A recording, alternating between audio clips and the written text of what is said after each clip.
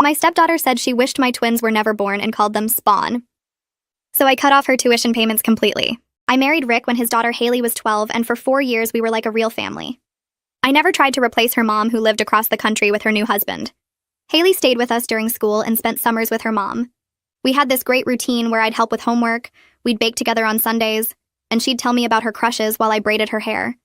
She called me by my first name, which was fine, but she'd introduce me as her bonus mom to friends, which always made me tear up. When I got pregnant with the twins, Haley was 16 and seemed excited. She helped paint the nursery, came to ultrasounds, even threw me a surprise baby shower with her friends. After the boys were born, she'd rush home from school to hold them, learn to change diapers, called herself the best big sister ever. Rick was over the moon seeing everyone together. Then Haley turned 18 and got into her dream college 3 hours away. We were so proud. Rick and I agreed to cover tuition and housing while her mom would handle books and spending money. Expensive, but worth it for Haley's future. She came home every few weeks that first semester and things seemed normal. The twins were walking by then and would scream with joy when they saw her. Second semester, something shifted. Haley started criticizing everything I did. The twins' clothes were tacky. Their toys were too loud. The food I made wasn't organic enough. She complained we'd turned her room into a playroom even though we'd only added a toy box while keeping all her stuff. Rick said she was just adjusting to college life. Spring break, she brought her roommate Amber home. Amber was one of those girls who thought having younger siblings was embarrassing, and parents were just ATMS. She kept making comments about how Haley was stuck visiting family instead of going to Cancun like everyone else. Haley started agreeing, saying the twins made it impossible to relax at home. One afternoon, I asked Haley to watch the boys for an hour while I got groceries. Came back to find them crying in their cribs and Haley on the couch with Amber watching Netflix. She said they wouldn't stop making noise, so she put them in timeout. They were 2 years old. Rick talked to her that night about responsibility, but she just rolled her eyes and said we were being dramatic about babies who wouldn't even remember. Summer came and Haley announced she was staying at school for an internship. There was no internship. Her friend posted photos of them at the beach every day. But we kept paying tuition because Rick didn't want to start drama. When she came home for Rick's birthday, the twins ran to hug her and she actually pushed them away, saying they were sticky. Then during dinner, Rick mentioned we were considering moving to a bigger house since the boys were getting bigger. Haley lost it, said we were erasing her childhood home, that everything was about the twins now, that nobody cared about her anymore. I tried explaining we'd make sure she had a room in any house we bought. That's when she said it, looked me straight in the eye and said she wished the twins were never born because they ruined everything and turned her dad into someone who only cared about his new family. Rick's face went white. The twins were right there. The older one asked why Sissy was mad. I took the boys upstairs while Rick tried to talk to Haley. I could hear her screaming about how I'd replaced her and the twins were the proof. How her life was better before I showed up with my spawn. That word, spawn, about my babies. Rick came up an hour later looking defeated. Said Haley was going back to school early and maybe everyone needed space. I agreed but knew something had to change. That night I went through our finances. We were paying $32,000 a year for Haley's education. Money that could go to the twins' college funds. Money we were struggling to afford with 2 babies. I made a decision, called the college financial aid office and said we needed to update our payment information for next semester. Removed our card and put Haley's mom's contact instead. Then I called her mom, Julia, and explained we could no longer afford tuition with the twins' expenses. Julia freaked, saying she couldn't cover it alone. I suggested Haley could take out loans like most students or transfer somewhere cheaper. 2 weeks later, Haley called Rick screaming that her registration was blocked for non-payment. Requested Reds is on Spotify now. Check out link in the description or comments. Rick moved through the house like a ghost for 3 days. He'd get coffee in the morning without looking at me, eat dinner with the twins while staring at his plate, then disappear into his home office until midnight. The boys kept asking why Daddy was quiet and I didn't have good answers. I tried talking to him twice, but he just nodded and walked away. On the 4th morning, I found him in the kitchen before the boys woke up. I asked if we could actually discuss this instead of pretending I didn't exist. He put down his coffee mug hard enough that it cracked against the counter. He said I should have talked to him before making such a huge decision about his daughter. I felt my face get hot and told him he should have defended me and the boys when his daughter called them spawn. He said that wasn't the point, and I was changing the subject. I said it was exactly the point because he let her trash our children without consequences, and now he was mad at me for doing something about it. He grabbed his keys and left for work without saying goodbye to the twins. Nova asked me at breakfast why Daddy didn't hug him, and I had to lie and say Daddy was just busy. The next afternoon, my phone rang with Julia's number. I let it go to voicemail, but then Rick's phone started ringing. He was upstairs changing Ember's diaper, so I heard the whole conversation through the baby monitor. Julia was screaming so loud I could make out every word. She said she was taking him to court for abandoning his financial obligations to his daughter. She said they'd made promises, and now he was breaking them to prioritize his new family. Rick sounded exhausted, trying to explain they never signed anything legally binding. Julia yelled that didn't matter because he'd verbally committed and she had witnesses. She said he was choosing his spawn over his first daughter, and she'd make sure everyone knew what kind of father he really was. Rick said he needed time to figure things out, and Julia hung up on him. I stood in the kitchen feeling weird because part of me was glad Julia was showing her crazy side, but another part felt terrible that I'd put Rick in this spot. He came downstairs 10 minutes later and we didn't talk about the call even though we both knew I'd heard it. My mom called 2 days later. I was surprised because we usually only talk on Sundays. She said Rick's mother had mentioned the situation and she wanted to hear my side. I explained everything, starting with the spawn comment and ending with cutting off tuition. I expected support, but instead she got quiet. Then she said I had every right to be hurt, but cutting off tuition without warning was cruel. She said I was acting like Haley was evil when she was really just a confused teenager watching her family change. I tried to explain about the money and how we couldn't afford it, but Mom cut me off. She said that wasn't the real issue and I knew it. She said I'd made a huge decision out of anger instead of thinking it through.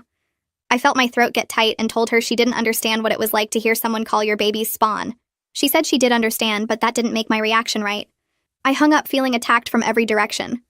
Even my own mother thought I was the bad guy. I sat on the couch and wondered if everyone saw me as the evil stepmother who ruined everything. That night after the boys went to bed, I pulled out our bank statements. I hadn't looked at our actual finances in months because Rick handled most of the bills. Our savings account had $3,000 when it used to have $20,000. We'd put groceries on credit cards 4 times in the past 2 months. The twins' daycare cost went up to $1,800 a month starting in January. I added up the tuition payments and realized we'd been paying almost $3,000 every month to Haley's school. No wonder we were broke. I felt justified seeing the numbers laid out like that. We literally couldn't afford to keep paying and raise 2 toddlers. But then I thought about what would happen if Rick decided I'd damaged his relationship with Haley so badly that he couldn't forgive me. Would he leave? Would he resent me forever? I closed the laptop and went to bed but couldn't sleep. Rick was already asleep facing away from me. Rick's sister sent him a text the next morning with screenshots attached. I was feeding the twins breakfast when he showed me his phone. Haley had posted on Facebook about being abandoned by her father, who chose his new perfect family over her. The post had 60 comments and they were all sympathetic. People were calling Rick a deadbeat dad and me a manipulative stepmother. Some distant cousins I'd never met were saying they always knew Rick would do this. One of Haley's friends commented that stepmothers always steal fathers from their real children. I felt sick reading them. I wanted to comment the truth about what she'd said, but Rick grabbed his phone back. He said posting anything would make it worse. I asked how it could get worse than everyone thinking I was evil. He said trust him, it could get a lot worse. The twins were watching us argue and Nova started crying. I picked him up and took both boys to the playroom while Rick stared at his phone looking defeated. That evening, Rick was quieter than usual during dinner. After we put the twins to bed, he said he needed to talk to me. We sat in the living room and he admitted he'd been talking to Julia about ways to help Haley without telling me. I felt like he'd punched me in the stomach. I asked how long he'd been doing that and he said since the registration got blocked. I stood up and said he was undermining me and making me look like the only bad guy. He said he was her father and couldn't just abandon her. I yelled that he'd abandoned me by going behind my back to his ex-wife. He said I'd made a unilateral decision, so he was making one too. I said that wasn't the same thing at all and he knew it. He got up and grabbed a pillow from the couch. I asked what he was doing and he said he was sleeping in the guest room. I followed him down the hall asking if he was serious. He closed the guest room door without answering. I stood there for 5 minutes before going back to our bedroom. I lay awake until 4 in the morning thinking about how I might have destroyed my marriage over one horrible dinner. Nova woke up screaming at 2 in the morning 3 nights later. I ran to his room and found him crying about Sissy being mad at him. I held him and said Sissy wasn't mad, but he kept asking when she was coming home because he missed her. It took an hour to get him back to sleep. The next morning, Ember wouldn't let me leave the bathroom while I showered. He stood outside the glass door crying until I got out. At breakfast, he sat in my lap instead of his high chair and wouldn't eat unless I fed him. This went on for a week.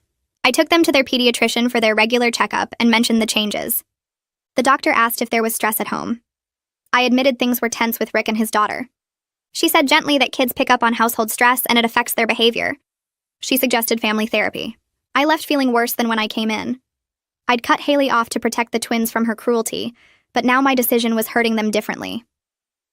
A week later, a thick envelope arrived addressed to Rick from a law office in Julia's state. He opened it at the kitchen table while I made the twins lunch. His face went white as he read. He handed me the letter without saying anything. It was from Julia's lawyer demanding we resume tuition payments immediately. The letter threatened a lawsuit for breach of verbal contract and emotional damages to Haley. It claimed Haley's grades were suffering and she was experiencing depression because of our sudden abandonment. There were medical records attached showing she'd been prescribed antidepressants. Rick looked completely defeated. I sat down and read the whole thing twice. I said we never signed anything, so how could they sue us? Rick said verbal contracts can be binding in some states, and Julia probably had emails or texts where we'd discussed paying tuition. I asked how much a lawyer would cost to fight this. He said probably $10,000 just to start. I realized we were going to lose money either way. We couldn't afford tuition, but we also couldn't afford lawyers. I put my head in my hands and Rick just sat there staring at the letter. Trish from work called me that weekend. She said her daughter went to the same college as Haley and she'd done some digging. I asked what she meant and Trish said she'd had her daughter check Haley's social media. She sent me screenshots of Instagram stories from the past 2 months. There was Haley at the beach with friends, Haley at a concert, Haley at someone's lake house, Haley at a party with red cups everywhere. None of these were the activities of a depressed girl struggling with abandonment. I felt vindicated seeing proof that Haley was lying to her mother and the lawyer. But I also felt sad. This girl who used to bake with me on Sundays was lying to everyone, including Julia. I thanked Trish and saved the screenshots. Rick was at the grocery store with the twins, so I texted him that I had information about Haley. He didn't respond for 3 hours. Ken called my cell phone on Monday morning. Rick's dad and I had always gotten along fine, but we didn't talk much without Rick around. He asked if I could meet him for coffee without Rick knowing. I was suspicious, but agreed. We met at a diner near his house. Ken ordered coffee and got straight to the point. He said he needed to tell me about Rick's first marriage. I said I knew the basics, but Ken shook his head. He explained that Julia had always used Haley as a weapon. Whenever Rick didn't do exactly what Julia wanted, she'd threaten to withhold custody. She'd cancel his weekends with Haley or suddenly decide Haley needed to stay with her for holidays. Rick would panic and give Julia whatever she demanded just to see his daughter. Ken said this went on for years until Haley turned 12 and could decide for herself. He looked at me seriously and said I wasn't wrong to set boundaries, but I needed to understand Rick was terrified of losing his daughter completely because Julia had already done it before. I felt my chest get tight. I asked if he thought I should just let Julia win. Ken said no, but maybe there was a middle ground that didn't involve lawyers or completely cutting Haley off. I drove home thinking about everything Ken had said and wondering if there was any way to fix this mess I'd created. Ken leaned back in the diner booth and rubbed his face with both hands. He looked older than usual, tired in a way that went deeper than just missing sleep. He said his brother Ashton had been through something similar with his stepkids about 10 years ago. The kids from his wife's first marriage never accepted him and made life miserable whenever they visited. They'd break things in his house and blame him, steal money from his wallet, tell their mom he was mean to them when he'd barely said 2 words. Ashton tried everything to make it work because he loved his wife. He paid for their sports teams and school trips, drove them to practices, showed up for games where they pretended he didn't exist. His wife kept saying they'd come around eventually, but they never did. By the time they were teenagers, they were openly hostile, calling him names and telling him he wasn't their father so he couldn't tell them what to do. The breaking point came when the oldest daughter accused Ashton of hitting her during an argument about her curfew. It wasn't true, but Child Protective Services got involved and investigated him for 3 months. His marriage barely survived, and even after the case was closed, his relationship with those kids were destroyed forever. Ken said Ashton still paid their college tuition because his wife begged him to, but he doesn't speak to them anymore and they don't come to family holidays. He looked at me seriously and said that in blended families, the biological parent always feels torn between their old family and new one. They carry guilt about the divorce, about their kid losing the intact family, about choosing a new partner. The step-parent always feels like the outsider no matter how hard they try because there's this whole history they weren't part of. Kids sense that tension, and sometimes they use it as a weapon, because they're angry about things that aren't really anyone's fault. He said what happened at Rick's birthday dinner was cruel, and I had every right to be hurt. But Haley's been dealing with her parents' divorce since she was 7, and watching her dad build a new family probably brought up feelings she didn't know how to handle.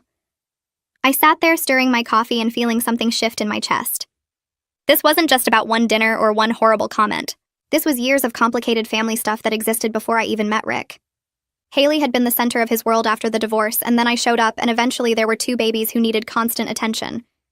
I'd been so focused on protecting my boys that I hadn't really thought about what it felt like for her to watch her place in her dad's life get smaller and smaller.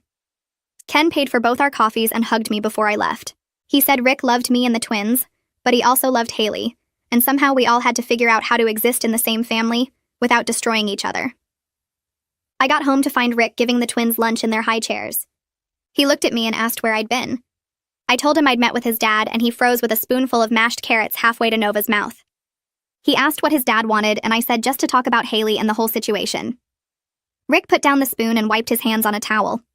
He said his dad had no business getting involved, and I shouldn't have gone behind his back. I felt anger flash through me because I'd gone to get coffee with his father, not planned some conspiracy. We didn't talk for the rest of the day. That night after the twins were asleep, I checked Facebook for the first time in a week. My notifications were exploding. Haley had posted a long essay about growing up with divorced parents and feeling replaced by her dad's new perfect family. She'd tagged Rick and actually used the twins' names. The post had been up for 6 hours and already had over 300 comments. I scrolled through them feeling sicker with each one. Person after person calling Rick a deadbeat dad who abandoned his first daughter for his new kids. Someone said I was clearly a manipulative stepmother who wanted Haley out of the picture. One of Haley's aunts from Julia's side commented about how sad it was that Rick was forgotten where he came from.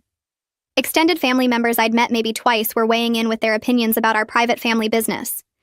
There were even people I didn't know, friends of friends, adding their thoughts about what terrible parents we were. My hands shook as I read Haley's words about feeling erased and forgotten, about coming home to find her childhood room turned into a playroom for the replacement children, about her dad choosing his new wife over his own daughter. She made it sound like we'd thrown her out on the street. She made it sound like the twins were my idea, and Rick had just gone along with it. She made it sound like I'd systematically pushed her out of her own family. Part of me wanted to write a comment explaining what she'd actually said about my babies.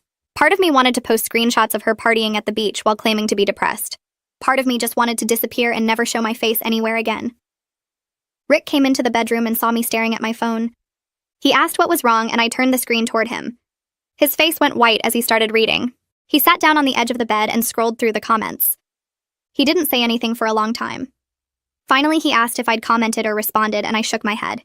He said, "Good, don't engage. It'll only make it worse." I asked how it could possibly get worse than hundreds of people thinking we're monsters. He didn't have an answer. The next morning, Rick suggested marriage counseling. He said we clearly couldn't figure this out on our own, and maybe a professional could help us communicate better.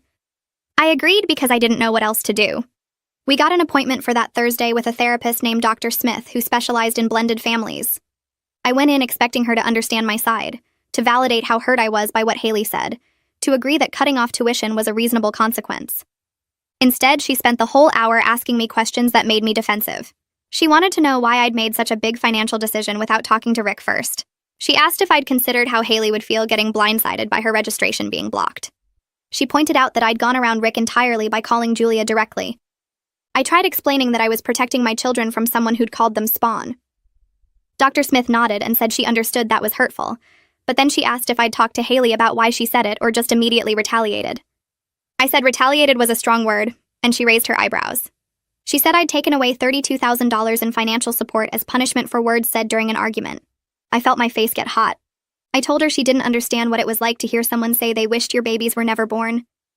Dr. Smith said she was sure that was incredibly painful, but then she said something that made me want to walk out. She said it seemed like I was parenting Rick by punishing Haley instead of communicating with my husband about how to handle the situation together. She said Rick was Haley's father and I'd taken away his ability to make decisions about his own daughter. Rick sat very still next to me on the couch. Dr. Smith asked how he felt about my decision, and he said he understood why I was hurt, but wished I'd talked to him first. She asked if we'd discussed our finances together before I made the change, and Rick said no. She asked if we'd agreed on consequences for Haley together, and Rick said no. I felt ganged up on and betrayed. I stood up and said I didn't think this was helping. Dr. Smith asked me to sit back down, but I grabbed my purse and walked out. Rick followed me to the parking lot, asking me to come back inside, but I got in the car. We drove home in silence. We didn't book a second session. That weekend, while Rick took the twins to the park, I sat at the kitchen table with our bank statements spread out in front of me. I went through 6 months of charges line by line. The organic baby food I insisted on buying cost almost twice as much as regular.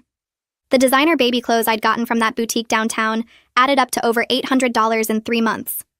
The special educational toys I'd ordered online because I'd read they were better for development. The matching Halloween costumes I'd bought in August because they might sell out. I added it up and felt sick. I'd spent over $3,000 on the twins in just the past few months on things we didn't really need. Meanwhile, I'd been silently resenting every tuition payment that came out of our account for Haley. I thought about all the times I'd seen a charge for her housing or meal plan and felt annoyed that we were supporting her. I remembered feeling bitter when Rick mentioned needing to send her extra money for textbooks. I told myself it was because she was ungrateful and didn't appreciate what we were doing. But sitting there looking at the proof of my own spending, I had to admit something ugly. Part of my anger at Haley came from jealousy about the money Rick had spent on her over the years. Money that went to her instead of going to me and the twins. Money that reminded me she'd been Rick's first family and we were the second one. I felt terrible about myself for even thinking that way. Haley was a kid when I married Rick. She didn't choose for her parents to get divorced. She didn't ask to have her dad remarry and have more children. But somewhere along the way, I'd started seeing her as competition instead of as Rick's daughter who needed support. I closed all the bank statements and put my head down on the table. The twins were my babies and I'd do anything to protect them. But maybe what I'd done wasn't really about protecting them at all. Rick's phone rang Tuesday afternoon while he was working from home. I heard him answer, and then his voice got quiet and serious. He came into the living room where I was building blocks with the twins, and his face looked strange. He said that was the financial aid counselor from Haley's college. Haley was on academic probation, and might lose her merit scholarship entirely if she didn't turn things around next semester. She'd failed 2 classes last term and was barely passing her current ones. The counselor had called because they were concerned about her and wanted to make sure her parents knew what was happening. Rick sat down on the couch and just stared at the wall.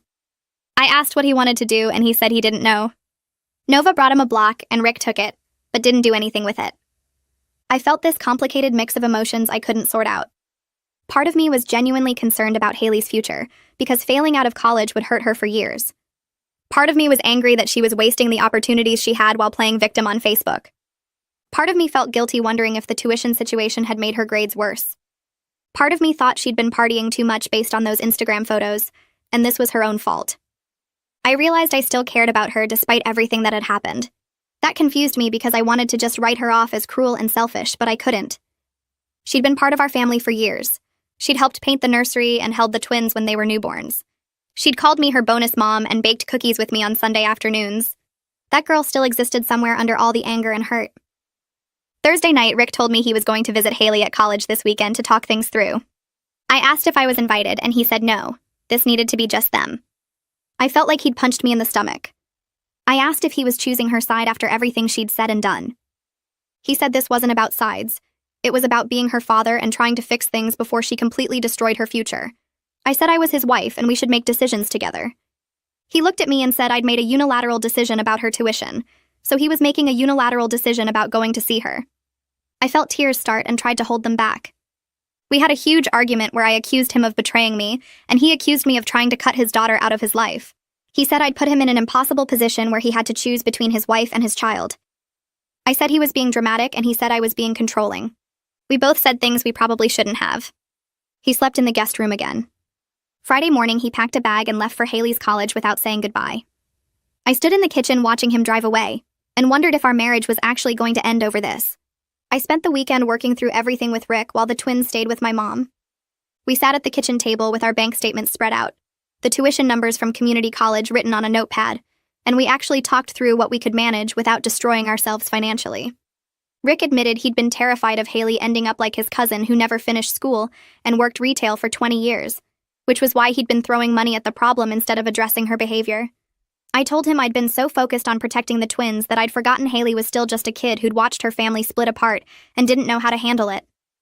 We agreed to cover 1 semester at the community college near Julia's house, around $8,000 instead of $32,000, with clear conditions attached. Haley had to maintain a B average, attend family therapy sessions twice a month either in person or video, and no more social media posts trashing us. If she kept her grades up and actually worked on things, we'd help her transfer to a state school for her junior year. It wasn't the dream college she'd wanted, but it was something, and it felt more honest than just handing over money while she called my kids Spawn on the internet. Rick drove to Julia's house to tell Haley in person while I stayed home with the boys. He came back 3 hours later looking exhausted but relieved, said Haley cried and admitted she'd been failing because she was depressed and angry, but didn't know how to ask for help. She agreed to the community college plan and said she'd try therapy if it meant not losing her dad completely. I felt this weird mix of hope and caution because I wanted to believe she was being genuine, but I'd also seen her manipulate situations before. 2 weeks later, we got the confirmation that Haley was enrolled for spring semester at the community college, living with Julia, and her first therapy appointment was scheduled. Rick seemed lighter, like he'd been carrying concrete blocks and finally put them down. Thanksgiving came faster than I expected, and suddenly Haley was driving up with Julia for dinner.